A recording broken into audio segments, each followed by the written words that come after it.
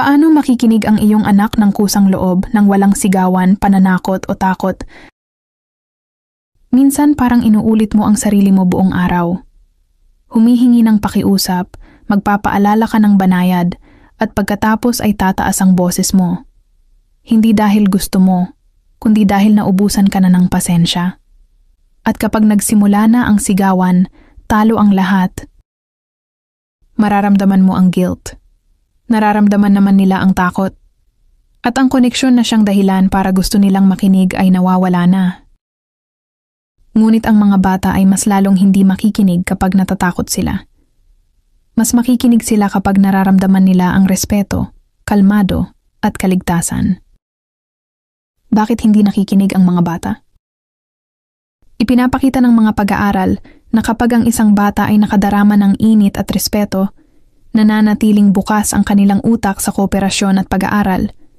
Ngunit kapag nakadarama sila ng galit, kahihiyan o banta, ang kanilang katawan ay lumilipat sa depensa. Kaya, hindi kanila sinasadyang baliwalain. Ito ay ang kanilang nervous system na nagpoprotekta sa kanila. Iyan ang dahilan kung bakit ang koneksyon ay dapat mauna bago ang pagtatama o correction. Narito ang 5 hakbang para makinig ang iyong anak ng kusang loob. Hakbang 1. Kumonekta bago ka magtama. Kapag tumataas ang emosyon, hindi gagana ang pagpapaliwanag. Huminga ka muna ng malalim. Magsalita ng mahina. Bumaba sa level nila. Subukang sabihin ng, nakikita kong galit ka. Kumalma muna tayo bago tayo mag-usap. Sa mga sandaling lahat ay kalmado. Nagre-reset ang utak mo at utak nila. At mula roon, magiging posible ulit ang pakikinig. Hakbang 2. Magsalita ng may respeto, hindi reaksyon. Ginagaya ng mga bata ang naririnig nila. Kung ang boses natin ay galit, natututo silang manlaban. Kung ang tono natin ay kalmado, ngunit may kumpiyansa, natututo silang makipagtulungan. Gumamit ng malinaw at direktang pananalita. Sa halip na sabihin ng, ilang beses ko pa bang sasabihin sa'yo? Subukan mong sabihin ang oras na para itabi ito ngayon, pakiusap. Ito ay matatag, magalang at mas epektibo kaysa pagsigaw. Hakbang 3. Panatilihing consistent ang mga boundary. Ang mga boundary ay hindi nagpapahirap sa atin. Nagpaparamdam ito ng kaligtasan sa mga bata.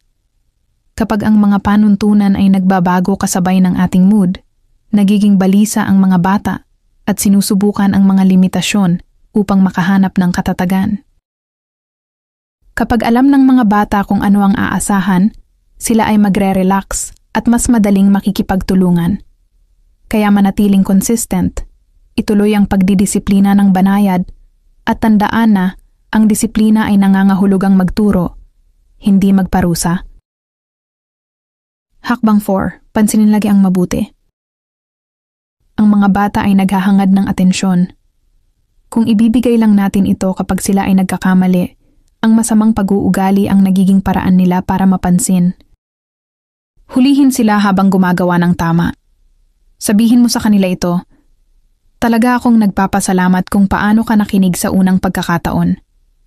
Ang simpleng pangungusap na iyan ay nagpapatibay ng kooperasyon nang mas mabilis kaysa sa anumang konsekwensya. Hakbang 5. Maging huwaran ng gusto mong makita. Ang mga bata ay hindi natututo makinig mula sa mga sermon. Natututo sila mula sa kung paano tayo nakikinig sa kanila. Kapag nagsasalita ang iyong anak, huminto ka sandali. Tumingin ka sa kanila. Hayaan mo silang matapos.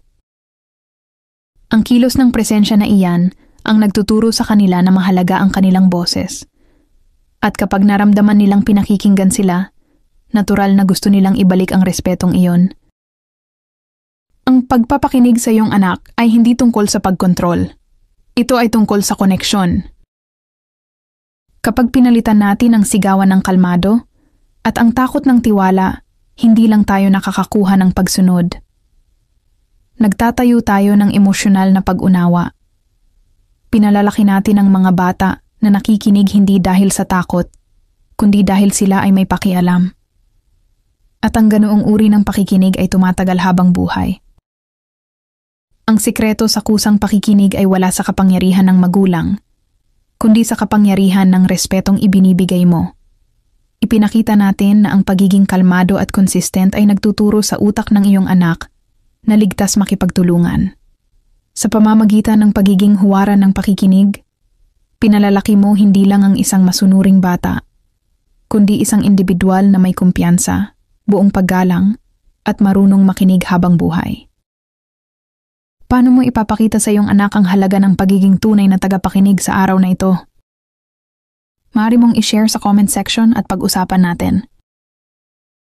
Muli maraming salamat sa panunood at huwag kalimutang mag-subscribe sa Usapang Family Channel para sa mas marami pang kaalaman patungkol sa pamilya.